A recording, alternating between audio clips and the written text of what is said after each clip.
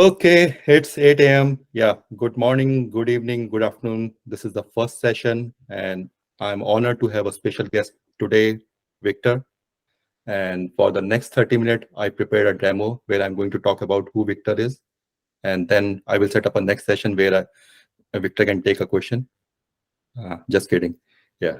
So just telling you in simple word, Victor is like a DevOps rock star.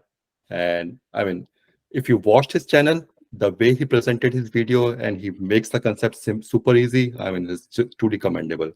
So if you guys haven't subscribed to his channel, please do it right now. Okay. And the way this webinar is going to be happen, like for next 30 to 45 minutes, is you can ask your question via chat, or you can raise your hand and I will unmute you. Okay. So let's get started. So first thing is, Victor, can you please introduce yourself? Just a brief introduction. Everyone knows you, but just a brief introduction, and then we will get started. Yeah, I'm Victor. I currently work in Upbound, company behind Crossplane. And beyond that, it's very complicated to explain because I tend to change very frequently what I do. So I did all the roles you can imagine: developer, tester, infrastructure, technical lead, product manager, what's not, right? So I have a short attention span, change very often what I do. And you can probably notice that from the content I do. Oh, you remember what I said a year ago? No, don't. That's boring. Don't do it anymore. That's usually the logic.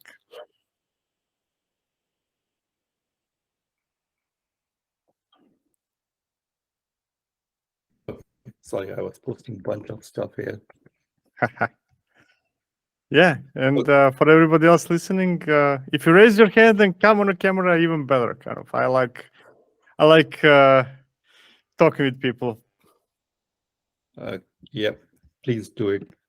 Yeah, just to be an icebreaker, the first question for today, and this is the one question which many people ask. For someone beginning their journey in DevOps or considering a career switch, example, role from network engineering, data center technician, or non-IT field, what advice would you offer? I can post this question on chat so it's easy for you. Yeah, so assuming that it really depends what somebody means by DevOps. It can be anything and nothing, depending on who you ask, who you talk to, right? But there is definitely a component of Dev and Ops in the word itself, even, right? And I cannot recommend what to start with, but what I can recommend is not to go crazy and extend the scope too much. And kind of, hey, in this year, I'm going to figure out cloud and Kubernetes, and I'm going to also learn how to, and you have to, by the way, learn how to write code in Go and Python and the 57 other things. Having wider knowledge comes over time, right? It's not something you can rush, right? So my recommendation is simply pick a thing, pick AWS or Kubernetes or Linux, or learn to write in Go or anything. Pick one thing, become really good at it. Don't try to be DevOps as in I'm going to figure out everything in a year or something like that. Pick one thing, become good at it, and then a year or 2 or 3 later, pick another thing. And eventually your tool belt will be big. But don't start too often I see people saying, hey, in this year or half a year or this quarter, I have this plan. I'm going to figure out those 57 different things. That doesn't work, because then you are just bad at everything. Yeah, this makes sense. Yeah. Do anyone has any question? Please raise your hand or come on mic, or I will unmute you, or if you're comfortable, please open your camera. Yeah, come on. There we go. Victor. Hey, Kamal. Hey, hi. So we are so glad to hear you, and thank you, Prashant, for getting Victor on board to listen to a few words from him. And so, yeah, my question would be like, as Victor mentioned, so that the approach should be if we can pick one topic, we could be good at it, and probably after 2 or 3 years, and depending upon how good at your grasping skills are, probably you can move to another topic. So I would like to ask that in the fast changing pace of industry, like right now ChatGPT is coming, and I think there is already a kind of insecurity in the teams that how quickly you need to move around. The things are moving around. Like how do, like, for example, today if I'm picking a topic and after another couple of years, what are the chances that that knowledge is still relevant for us? Thank you. It is going to be valuable. I can confirm that it always is, because industry is moving fast. That's absolutely true. But it's always an evolution of something, right? Your previous experience, even on things that somebody might consider deprecated, is not really lost, right? Many of us are not managing VMs directly to using hypervisors today, but we go directly for a service like EC2 in AWS. And yet understanding hypervisors is extremely important. Many of us might think that, hey, understanding Linux in detail is a waste because we have Kubernetes, but no, understanding Linux makes you understand and pick up containers very, very fast, and so on and so forth, right? So it looks like things are changing too fast in terms that your knowledge becomes obsolete, but I do not think that that's true, right? Because it's building on top of each other. And understanding what was there before enables you to figure out new things much faster than anybody else. As long as you're open to it, right? Now, some people end up being stuck and say, okay, I have 25 years of experience with DB2, let's say, and now I reject even the idea to do anything else because I'm a principal engineer in my company and I'm going to fight tooth and nail for nobody to use anything but DB2, right? But that's a wrong attitude. But understanding what was there before enables us to actually figure out new stuff very, very fast. So it's definitely not a waste. Now, when I said not a waste, don't go learning Windows Server or something like that. Or, I don't know, DB2.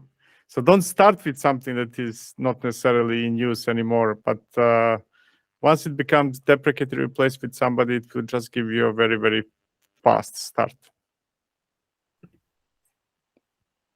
Yeah, thanks, Kamal, for the question. But Victor, just to extend Kamal's question, this is one fear which everyone has, like the impact of AI on DevOps. And do DevOps engineers need to learn AI and other tools?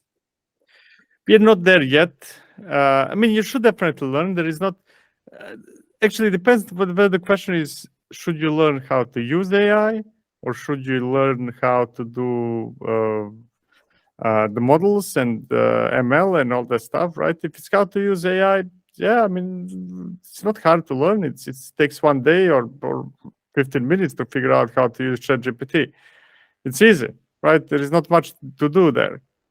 Now, if the question is, are you threatened by AI? Then all I can say is that AI is not going to replace anybody. People using tools, no matter whether today we are talking about AI or in the past something else, they are going to replace you, right? So yes, jumping on a train is important. It's not dangerous as long as you jump there.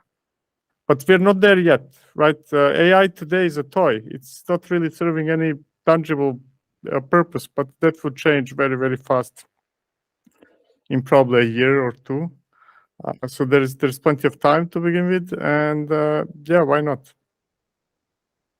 Okay. But again, Just nothing one makes anything obsolete. It just builds on top of something. Okay. Just one more follow-up question. Bhautik, I will let next you in the queue. What is your take on that KSS GPT tool? I know you have created the video regarding that, but It's a fun toy. Not much okay. more than that. It's very young. It's done probably by a single person. Actually, there are a couple of people involved. It's not serious yet. The interesting thing about ChatGPT to me is just it provides a glimpse to where we might be going. But ChatGPT, or sorry, not Chat. I'm saying ChatGPT. What I want to say is CageGPT, which I guess was your question. So CageGPT is still very, very early. It's just a toy. Okay, I mean, it's not going to fix our issue, right? It's just going to tell us what is the issue is, and yeah, it's not even going to tell you what's the issue really, because it contains of two parts. One is the analyzer of what your Kubernetes is doing right now, and then depending on that analysis, it is sending a request to one of the AI tools like ChatGPT or what's or not, and getting answers. Right now, the second part works okay because it's simple, right? You just fire up API, send the request over there, get the answer, show it to the user.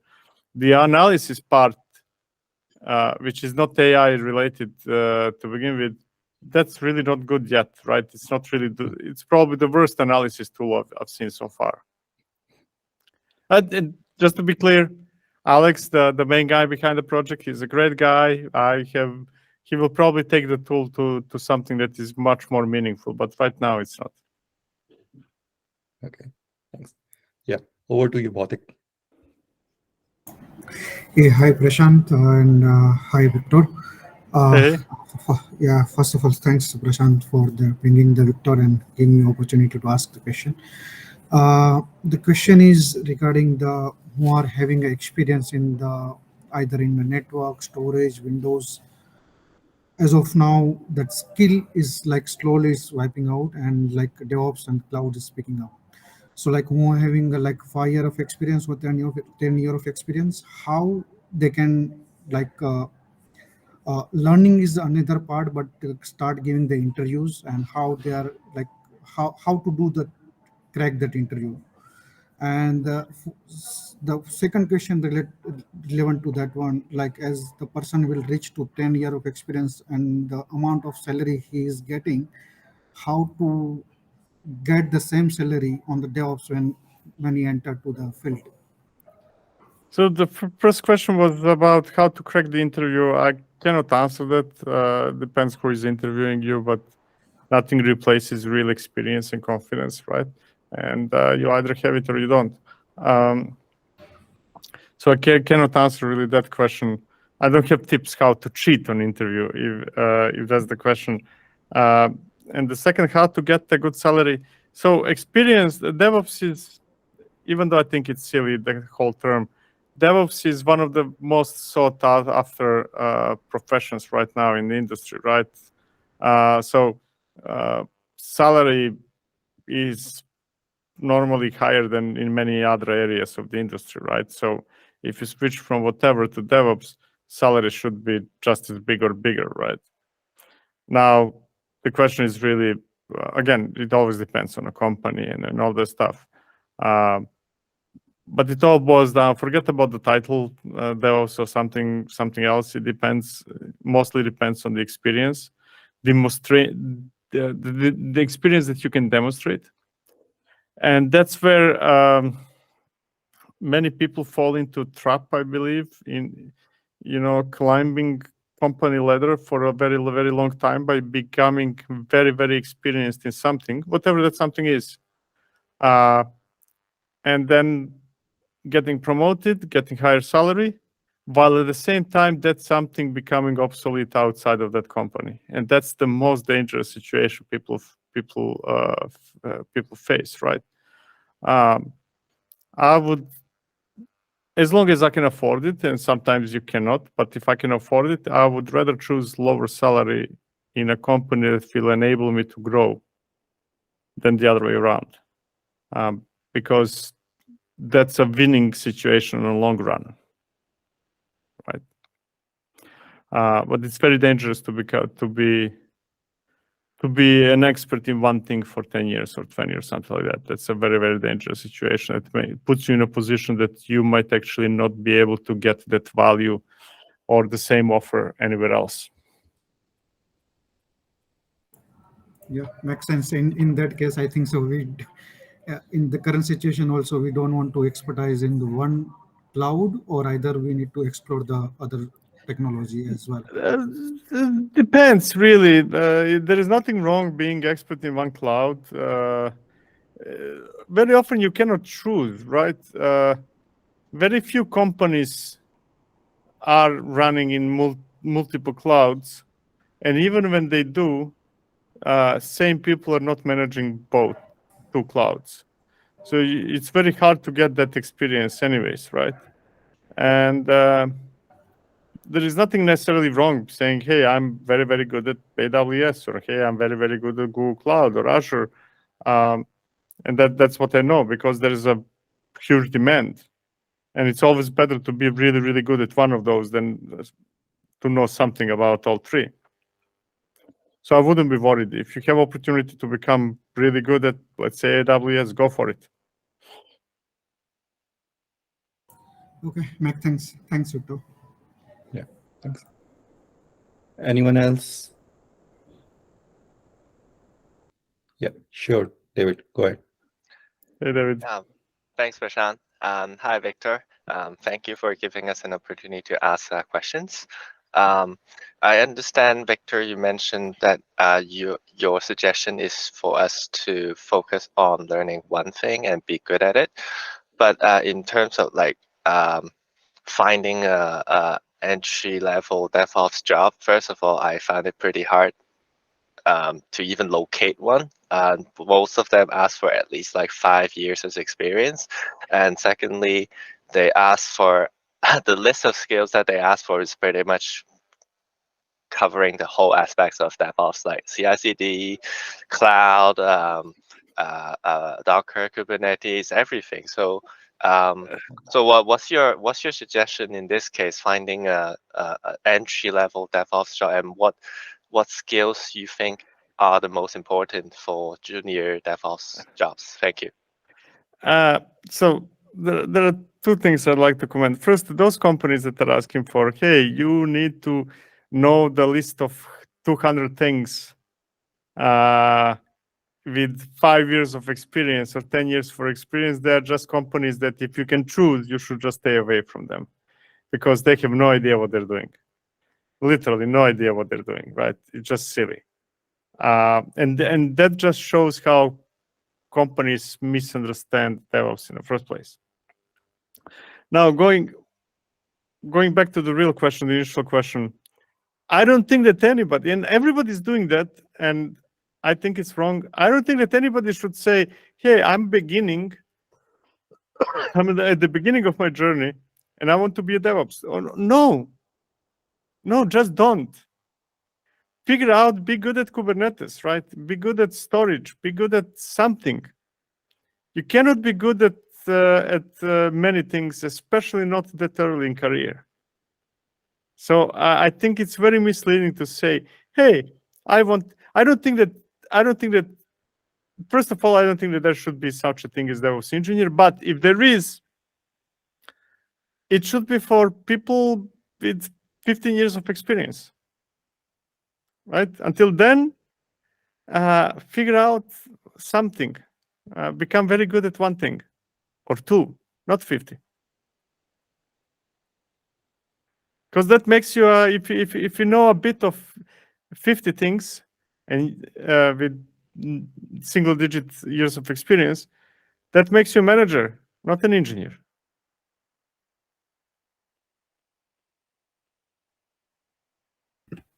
Okay, yeah, that is insightful.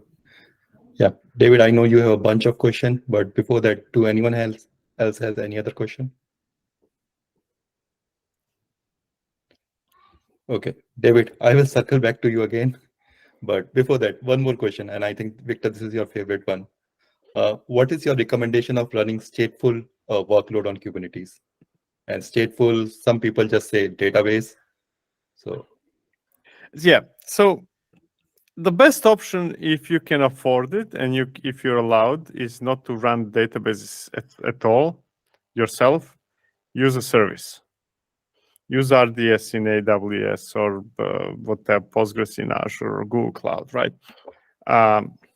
Now, if you do want self-managed databases And if you really understand the database in detail, and if you're really good at Kubernetes, then Kubernetes is the best choice. But only if you're really good at it, because it's going to kick you around.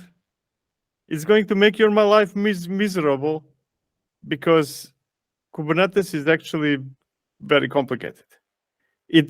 That complication, that complexity is justified because what Kubernetes does is something that we couldn't even imagine doing a few years ago. So it's absolutely awesome and absolutely should be there. But databases are probably the last thing somebody should run in Kubernetes. You start with stateful applications and say, you spend a year there, say, now I understand how this works, right? You figured out observability, you figured out a few things. Over time, you're extending and start understanding how networking in Kubernetes works. You're using service mesh. You are doing this, you're doing that. Then you start transitioning your stateful applications to Kubernetes, and then you start transitioning databases, right? And the reason for that order of things, first of all, because some things are easier than others. Stateless is easier than stateful, no matter where you're running it. Completely doesn't matter whether it's Kubernetes or something else. It's always easier. I mean, it has other challenges, but let's say it's easier. And also with that, you're gaining experience, right? So yes, if that question that you asked me would be asked by a company that is already running Kubernetes in production for a couple of years with certain workloads, and they come and ask, should we run Kubernetes? Should we, if we want to run self-managed databases, should we run them in Kubernetes? My answer is without doubt, yes, that's the best place you can run. But not before that. That's not something you start with. Okay, and there's a one follow-up question on that, Victor. What is your recommendation using, I mean, let's say a company, they have experience in running Kubernetes. What is the recommendation using a stateful workload versus using some of the operators versus and the CRDs using the cloud native PG to run the I mean, it's stateful in any case, right? The question is really how do you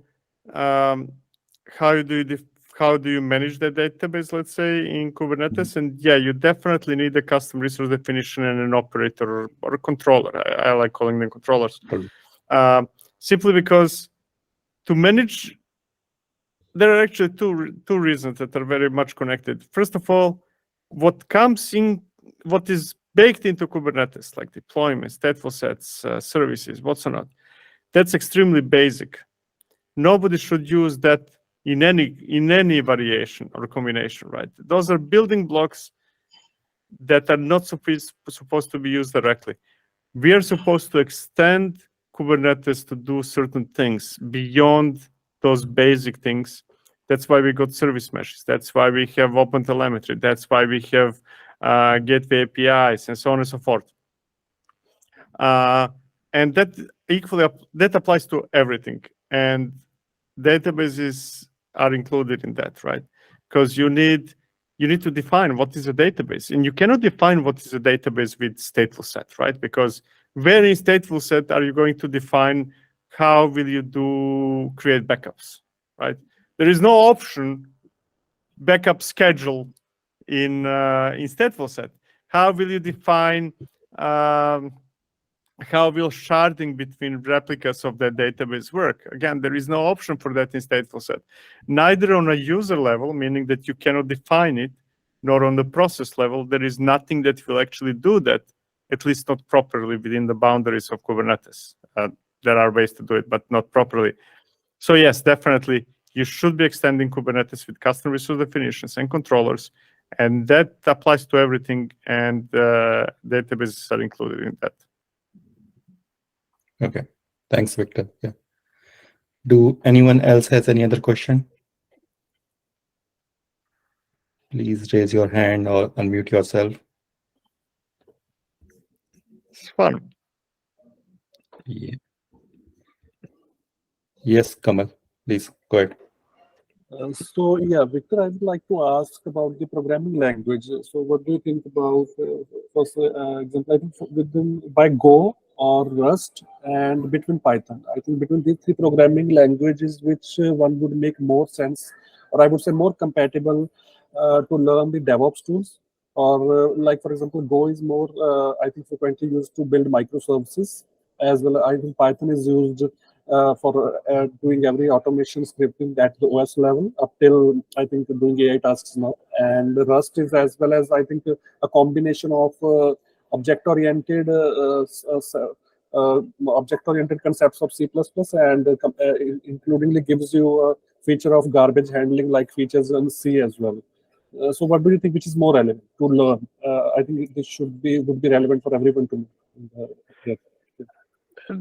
Depends really what are you trying to do, right? And depends what is the area of where you're operating. If you would be talking about machine learning, that's where Python dominates, right? That's where you have more support and richest libraries. If you're talking about let's say something that you're going to build in Kubernetes, maybe a controller or an operator, that would be Go, because Go is the most widely accepted, and that means that it has the biggest support. And I mean, Kubernetes itself is even written in Go, and almost all CNCF projects. If you would be, so, you know, from the operational perspective, I would say Python or Go, and without doubt, zero doubt, shell scripting, right? Everybody ignores it, kind of like the world runs on shell scripting. Shell scripts are probably the first thing I would learn. I mean, it shouldn't take long. And beyond that, it really, if it also doesn't matter that much, because you know, it's similar to the previous question that was like, hey, AWS or Azure or Google Cloud. It doesn't matter really, because what really is the challenge is to learn, but really, really learn how to code, right? Once you're proficient in coding in any language, maybe with two languages, right? You can switch from one to another relatively easily, right? I had trouble, you know, when I started my career, and I think that was, what was the language? Pascal, I think that was like 35 years ago, right? That was challenging, right? But now, like last time I switched from whatever I was doing to Go, it took me a couple of days to really understand and be relatively proficient with it, right? But that's because I understood I was proficient with quite a few other languages before. So it's really more about learning how to code than specific language. But if you want to pick one, I would say Shell, Python, and Go. That's three, actually, not one, but there you go.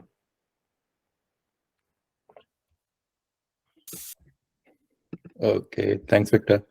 Yeah, next question by Lucas is, hopefully I did not murder his name, but Victor, can you share your personal opinion about platform engineering approach? Is it better than DevOps? I think this is one of the most pressing questions nowadays after AI.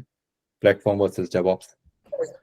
So let me try to define first what is one and what is the other.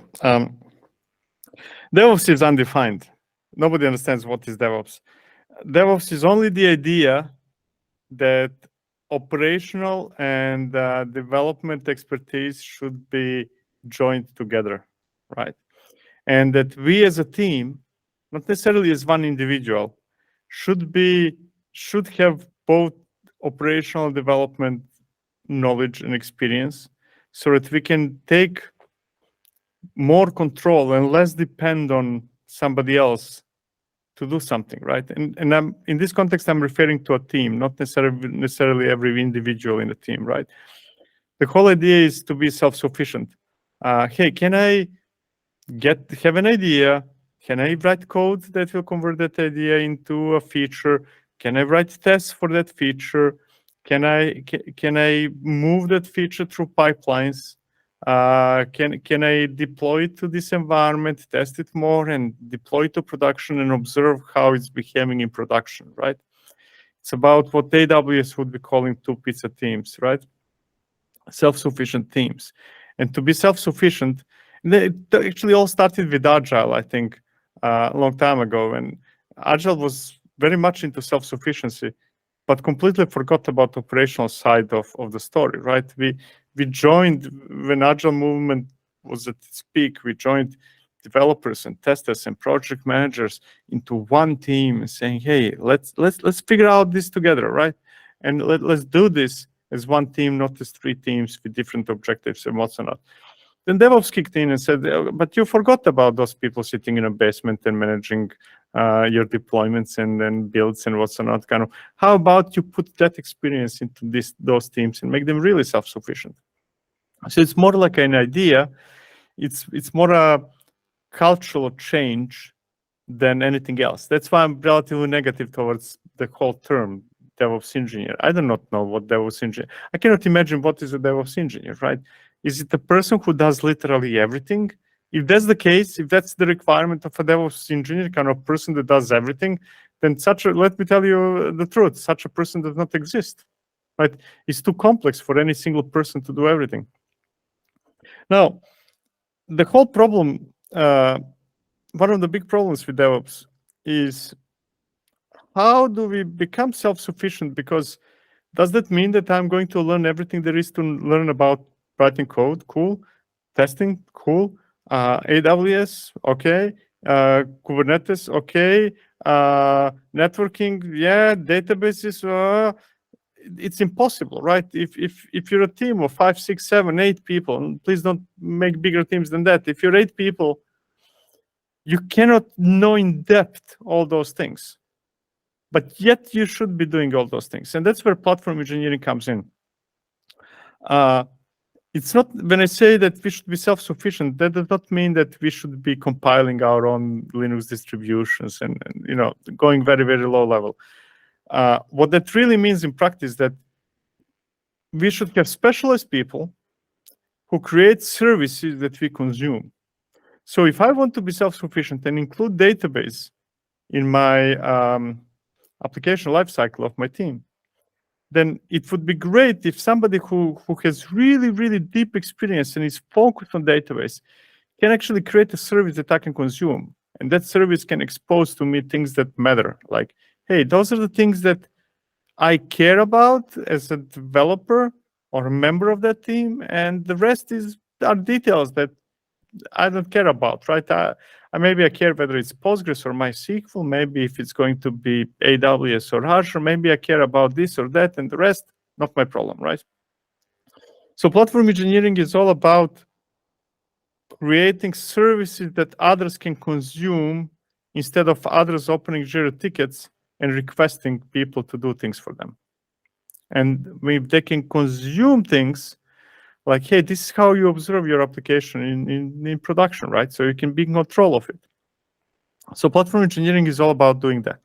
Now, just as there is a misconception that DevOps is a person that does absolutely everything, I think that companies in practice are moving that misconception into platform engineering and then saying, okay, now we're not employing DevOps people anymore. We are employing DevOps platform engineers. And platform engineers are going to build platform in a company, and that platform is going to enable people to do everything they need to do. And that's silly as well. That's very, very, very, very silly. And the reason is relatively simple. It's actually the same reason as before. If you would be a platform engineer that really builds the platform with all the services, everything that a company needs, that means that you need to be an expert in all that. That means that you need to have 5,000 years of experience to know everything about everything, which is impossible. So, first distinction I want to make is that DevOps is a cultural change and platform engineering is a technical practice. We want to build a platform. But, and here comes the important thing. If you're, let's say, a platform engineer, what you're really doing is not building a platform with all those services, because you will never have the knowledge to do that. Nobody does. You're rather building a means or a framework that other people who are very, very knowledgeable and very experienced in something very specific and plug that something specific into that platform, right? So I'm a platform engineer. I create a scaffold of a platform, something that is pluggable, and then you're a DBA and you have 10 years of experience with databases, and I explain it to you. This is how you create database as a service in this platform that I just scaffolded, right? And then I go to, okay, and you really have 10 years of experience in AWS. This is how you're going to expose AWS services through the platform, and so on and so forth, right? So I see platform engineering more as a team that facilitates, that enables people who are very, very specialized in something to provide that something as a service to their customers. And their customers are all other people in a company, right? So it's providing a service. So sometimes I forget even the question. I'm not sure whether I answered it. Sometimes I go in a randomly different direction. If I just go crazy, just let me know, and then say something like, Viktor, you're answering something completely different, and I'll get back on track, I promise. No, honestly, this is one of the most detailed explanation about the difference between the DevOps versus platform engineering I have heard. And yeah, thanks, Victor, and thanks, Lucas, for the question. Do anyone else has any other question? Okay. I know, David, you have a bunch of questions. Sorry to put you on the spot, but do you want to ask those, or I can go ahead with the next question? I want to ask Victor about I guess how you feel the impact of AI will apply to the world of DevOps, and is that something that we should be learning as well? Yeah, you should be learning all the time. All the time. That's what we all do. What you don't want to is to stop learning and then wake up 10 years later and say, I cannot go anywhere else. I need to stay in this company, right? So yes, and the AI is coming, right? There is absolutely no doubt about that. It's a bit further away than what many people think. Many people, oh, AI is here. It's not here yet. It's very dumb yet. But it's getting there, right? And it's going to be just yet another, if we're talking about users of AI, not really people developing the models, yes, it's going to be yet another tool in the tool belt. So yes, you should learn it, but it should simplify your work. And never be threatened by AI, be threatened by people using AI. Yeah, that's the famous thing. Yeah. The next question for Victor is like, what is your recommendation of using container image, Scratch versus distroless versus Alpine versus the operating system image itself, like CentOS or Ubuntu? Yeah, so CentOS, Ubuntu, and all those, please don't use it unless you have something very silly from 20 years old that you want to, for reasons that are beyond understanding, want to run as a container. So there is that misunderstanding that containers look like virtual machines, so they should have an operating system, and that's absolutely not true. That has zero truth in it. Containers are just a way to run processes, namespaced processes inside of Linux. I mean, you can run it in Windows, but I don't know much about Windows. So you don't need an operating system in a container. What you need, because containers are running on top of operating systems already, right? They have access to operating system primitives and all those things. So you don't need operating system at all. What you do need is whatever is required for your application to run, right? Whatever is required for your application to run, and it's not part of operating system. So that means that you either use something like ideal situation is distroless, meaning I have only the binary of my application, nothing else. Literally nothing else. That's all. My binary of my application, right? Now, sometimes that doesn't work. That works well with statically compiled languages or binaries. Go works well with distroless. And other languages that can be compiled to self-executable binaries. If you're using something like Java, Python, whatsoever, you probably want something like Alpine that does give you some kind of operating system, but it's very minimalistic. It's more like operating system design so that you can put the stuff that is needed apart from your binary, right? And for that, I mean, I haven't tried them all really, but most commonly used is Alpine. I tend to rely heavily last months on chain guard images, but something like that. Think of base image either being nothing, distroless, or being very, very, very thin. Never Ubuntu, never CentOS, never whatever else you're using. Okay, Victor, I mean, based on my experience, one of the counter agreement I always receive from the SRE team that it makes debugging difficult if we go with like distroless image or with the Alpine because it just contains the minimal thing. So what is your take on that? Kubernetes 124, I think, or do you want to say 123, I'm not introduced the ephemeral containers, exactly. So you can now attach containers to your pods and for debugging purposes, and that container can contain whatever you want, whatever you need, and that's about it, right? So instead of running things with everything that you will probably never need, but you might need one day, and making everything worse, run it with only what is absolutely needed for production, and then you attach processes that you need to debug. And in this scenario, what I'm really describing when I say debug, I mean all other options fail, right? Meaning that you're probably using OpenTelemetry, you're getting metrics, you're using, I don't know, maybe Prometheus or something like that. You're doing tracing, maybe Jaeger or Grafana Tempo. You're shipping logs, right? Maybe Loki, for example. And you're collecting all those things together and observing them through something like Grafana, right? So you have a lot of information you have metrics, you have logs, you have traces, and all that. And none of those things require anything special, right? Don't require debug tools. And we go into debugging tools, like with ephemeral containers, only and exclusively when we completely messed it up, right? There is no indication in metrics or traces or logs what's the problem. Everything else failed. And then we might actually attach additional tools and go inside containers. But that's a sign of, that should be an exception and a sign of doing something terribly wrong and saying, okay, I messed up. I'm not actually exporting metrics I need to find out what is the problem. So I need to enter into this container and figure it out this one time.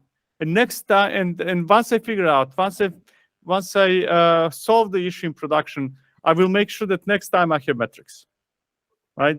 So it's a break glass type of situation. And when that happens, now we have ephemeral containers. Before we could also do it one way or another. But now it's now the things that we could do in the past with different tools, now that's baked into Kubernetes. Okay. Yeah, one thing which Victor has mentioned, and I learned it by the hard way, is Jaeger, not Jagger. Did I say Jagger? Yes, I don't know how to. Jaeger, okay, yeah. Like Jagermeister, like a drink, right? Yeah. Yeah. One question. Victor, on your every YouTube video, there is some mysterious chest in the background. Can you shed some light what inside it? I don't know. I'm not sure I ever opened it. Or maybe I did and I forgot. I mean, my girlfriend put the chest there and put some stuff in it. I'm guessing it must be some papers or cables. I never use anything in that chest, so I have no idea. It's just there. Okay. Yeah, almost on time. Guys, it's your chance to ask a question to Victor. I mean, it's really difficult to get hold of people like Victor. So any last minute question? Anyone?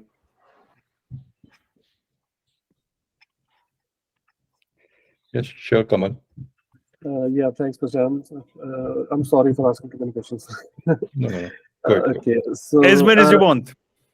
Yeah, Victor. So I think, yeah, this is not in the context of the DevOps discussion, but how would you rate quantum computing? I would like to know your views on quantum computing. I think there's a lot of AI storm going on, but I think this technology is also fastly paced up. I think it's not just coming up in the like a showman, but I think what are your views that what is the relevance of this technology, and does it do we real from computer science background, do we really need to know this, or I would like to know more about it from you. Yeah, so do you really need to know this? No, not at all. I'm not experienced with it myself to begin with.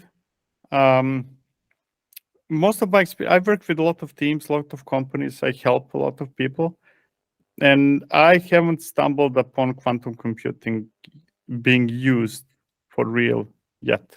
I'm not saying that nobody's using it, but I haven't stumbled upon it, right? So I have a feeling, and this is uneducated guess from my side, that it's very, very exciting, but more from the perspective, hey, we're developing this thing. We're trying to figure out what we're going to do with it, right? It's almost like what the AI was until very, very recently, right? It was, I mean, actually, no, AI is here with us already seriously for like 10 years. So actually not the good analogy, but yeah, I haven't seen it in being used for real yet. It's probably very, very exciting, and nobody knows what we'll get out of it. So it would be very interesting to work on it, but not work with it, as far as I know. Victor, I know we are right on time, but just one last question. I think this is one of the most asked question. Which DevOps certification hold the most weight and respect among employer? I don't know. I haven't done certification myself. The last one I did was probably, what was the last? Maybe C# I did like 20 years ago. I haven't done certifications myself for a very, very long time. So I don't know. Cannot help you there. I mean, I can tell you the areas, right? Cloud, Kubernetes, and whatever type of programming, that's probably where I would focus. Unless you're very, very interested in something specific like networking and whatever that is, right? And then go for it, right? But I cannot give you a specific example. What I can tell you is that certifications are very, very very useful early on, because when you have very short or very small practical experience, certifications complement it very, very well, right? You can say, hey, everybody needs to start, right? Nobody can start with 20 years of experience. So I have only 1 year of experience, but I have these certifications in plural. And that's very, very useful, right? Because it's almost like the same thing like with university degree, right? University degree is very, very useful early on, because you say, I want to work here. I don't have experience yet, but I have a degree, and similar thing with certification. And it continues being useful, but the more experience, real world experience you have, the less useful certification is, right? Because if you go somebody very experienced, like, hey, I'm whomever, somebody, Joe, right? I have 5 years of or 10 years of experience with Kubernetes, right? I was one of the first contributors, and I have 30 years of experience in industry. You're not going to ask me for certification. So kind of its usefulness drops with experience. But so the less experienced you are, the more useful it is. So go for it, especially early on. But I cannot give you a concrete like this certification, because I haven't done any for a very long time. Okay. Yeah, David. Yeah, go ahead, David. Hi, thanks, Prashant. So one quick question for Victor about what we just discussed, DevOps certification. Now, for someone new to DevOps, do you recommend building projects and putting on GitHub over getting a certification? And what kind of projects do you recommend people to build to get started? Oh, that's a great question. So yes, I strongly recommend getting involved in open source projects. That's probably the best thing you can do for your career. It's more important than certifications and majority of other things, right? I see that all the time. People who have public profile are winning in interviews most of the time over people who have experience that is closed, kind of like, I cannot demonstrate. Yeah, I've been working here for 20 years. I have nothing that I can show you. You know, I can tell you that I'm very good at this. I can do some quick exam and demonstrate that I'm good at this, but I have nothing tangible to show you, right? Because it's all within the confines of my company. So working on open source is probably the best thing anybody can do for their career, right?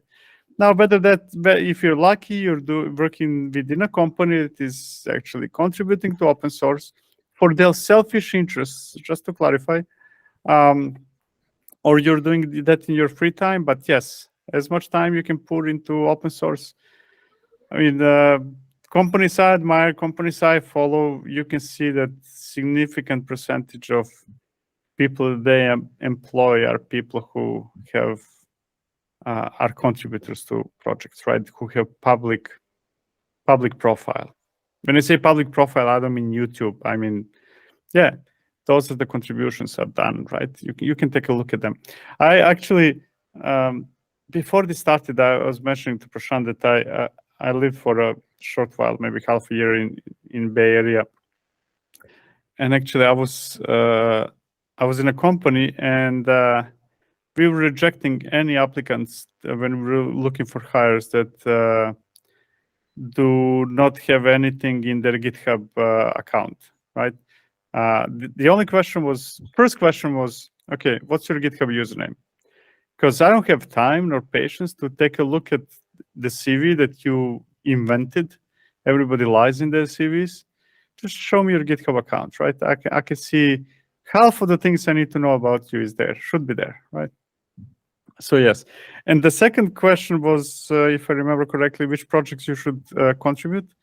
I don't think that you should take advice from anybody kind of contribute to this project.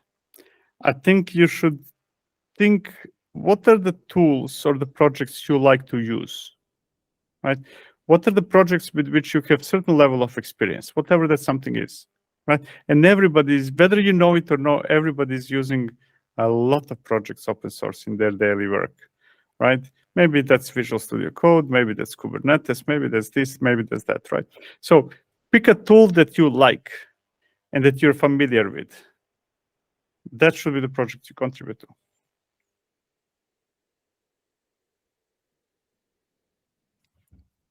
Okay, I know we are way over time. Any last minute question we can squeeze, or we can end up now?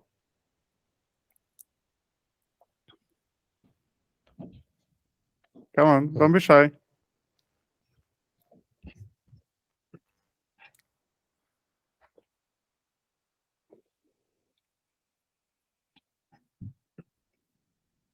Okay, I can ask one last minute question, Victor, and promise Okay. this is the last one. No this worries. is a question. You can ask more than one. That's okay. Okay, sure. What is your recommendation for setting up an on-premise Kubernetes cluster? Ooh, I don't work much with on-prem. I mean, I work, but not that much. I would probably go with, like, Talos is a very interesting project. Mirantis has KOS, which is very interesting. K3S as well is awesome if you want something lightweight. OpenShift? Yeah. OpenShift is, I'm not extremely fond of OpenShift. It's it's good for a CV perspective because many companies, it's probably the most commonly used Kubernetes distribution in self-managed form. I'm not very fond of it because it's probably the only all other distributions are building on top of Kubernetes, while OpenShift forks Kubernetes. It has quite a few things that are different than what Kubernetes is trying to do. Not necessarily as better or worse, so I'm not judging quality right now, but I have a slight problem with OpenShift being the only Kubernetes distribution that is a fork of Kubernetes. Okay. And yeah, so I will take a leverage and ask one last question. Can you provide some guidance on scaling Kubernetes cluster from 1 to 10 to hundreds of pods? Of pods? Yes. Yeah. Yeah, I mean, you need to essentially the scaling itself is very easy. We have tools that do that. Even the horizontal pod autoscaler that is baked into Kubernetes is doing a decent job, and then you have better options like you have quite a few other options. Scaling is not the problem. The problem with scaling is when people try to scale before they really master observability, because you need to control the data. You need to understand really, really well what's going on the system level and application level from observability perspective. And once you do understand that, then it's just a question of, okay, so these are the 3 queries I should actually use to instruct the process in my cluster to scale up and down, right? That's a very easy part. The difficult part is understanding really the metrics of each application separately. Once you do, you just use those same queries to scale up and down. I mean, I faced a lot of issue in AWS while doing this scaling at a really high level. Luckily, we are using Carpenter now, and it is much, much better. So yeah, so you're referring to scaling of the cluster itself, not the I mean, just the pod and then going to a cluster level. Yeah, so AWS architecture is a bit, on Kubernetes is a bit strange, not to say legacy, that it heavily depends on autoscaling groups, which is extremely slow way how to scale nodes, and then putting Kubernetes on top of it really wasn't the best idea, I think. And KEDA solves that problem, right? It's almost as if KEDA actually is bringing to AWS what many others like GK have already baked in, right? And that's the idea that you should be scaling on a node level directly by creating nodes and removing nodes rather than manipulating autoscaling groups in AWS. But yes, if you're using AWS for scaling cluster itself, KEDA is without a doubt the best option you have right now. Okay. Himanshu, before that, Koteshwar Rao, you have one question. No, sorry. I got completely mixed Not up. KEDA, you Carpenter. I wanted to say Carpenter, exactly. Carpenter. Yeah. Sorry for that. Yeah. Param?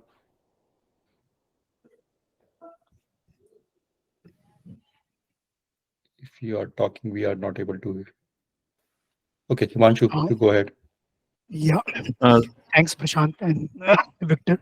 So, Victor, my question is like on the serverless part, like in the Lambda, and then actually in our environment that is like wherever I'm working in my company, that is getting very much hit today nowadays, like because like we are using ECS clusters, so we generally people don't have much like in the apart from development team, we don't have much on to work on that part, but so we have Lambda is getting very much like hit. So can you put some light on the Lambda and like serverless, and how do I approach to it? So how do we learn on it, and what is the scope of like Lambda and serverless things? Yeah. So let me start by saying that there are Lambda is only one of the flavors or types of serverless, right? Serverless is all about, there are of course servers, but it's all about, hey, I don't need to worry about the servers and underlying infrastructure and stuff like that. I'm not going to manage that myself. Somebody else is going to do that work. So all I'm going to say is, here's my application, run it, right? That's probably the simplified explanation of what serverless is. Now, within serverless space, within the idea that I don't care about underlying infrastructure, here's my application, run it, there are different flavors, right? You have Lambda, which is essentially functions as a service. And functions are very good when you need them, and a terrible idea when you don't, right? Because the whole idea is that with functions as a service, this is a function, this is a relatively small piece of code, and I will create a separate replica of it for every single request, right? So if I send a request to Lambda, I get one instance of Lambda, right? One replica. If I send 1,000 requests, I get 1,000 replicas of Lambda. And that's good for specific types of jobs, right? Something that is not supposed to be running all the time. And typically, very often, something that is not having heavy traffic, right? Typical example of Lambda would be, hey, I want to upload an image, right? I'm going to send an image to Lambda. Lambda is going to process it and put it on a S3 bucket, right?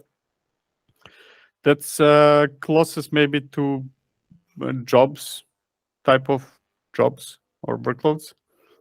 Now, there are other flavors, like my favorite is container as a service. Now, by the way, you can run functions as containers, of course, but container as a service, which is still serverless, but it's not creating, first of all, it can be anything, right? Whatever you packaged in a container image can run. And it's typically not creating one replica or one instance of that something for every request, but it is scaling up and down for, let's say, every 1,000 requests, we're going to increase the number of replicas or decrease. A good example of that second flavor would be, I don't think that AWS has anything like that, but maybe Lightsail somehow, or ECS maybe. But the good example would be Google Cloud Run, for example. That's probably the best example of containers as a service, as opposed to functions as a service type of serverless workloads, right? So think of it like serverless can be even. So if the definition of serverless is that I don't care about underlying infrastructure, I'm not managing servers and what's not, then serverless can be done internally as well. You can say, hey, I have a team in my company that is actually making sure that servers are always running and what's not, and all I do is go somewhere and say, this is the new image that I want to use, right? And my application will automatically run somewhere. And that would be still within a definition of serverless. But serverless are definitely that are extremely useful. And I'm using now serverless as a broader definition because it enables developers to really do their jobs without going into the details of the things that are not necessarily necessary. Okay. Just one last question from the audience, Victor. What is the best way to set up a hybrid Kubernetes cluster that span across on-prem and AWS? To begin with, don't try to make one cluster that spans between on-prem and AWS, because the latency between control plane nodes is going to be very high and very problematic. Personally, I prefer having multiple clusters, like one in on-prem, one in somewhere else, like AWS. Figure out which types of workloads are. If you can avoid to run the same workloads, spanning those two clusters better, and just leverage. I mean, I'm assuming, sometimes companies do hybrid as a way to transition fully to cloud, which is okay. Sometimes they do hybrid as if I want to run the same thing both here and there. I think that's silly, more often than not. What does make sense a lot for hybrid, apart from transitioning, is saying, hey, this type of workload is better to run by ourselves because it's cheaper, faster, whatever the reason is. And this type of workload is better to run in, I don't know, somewhere, Google Cloud, right? So if you reach that level that you actually differentiate and say, I'm using this instead of that because this for this context is better than that, and that is better than this in this context, then you're doing the right job, right?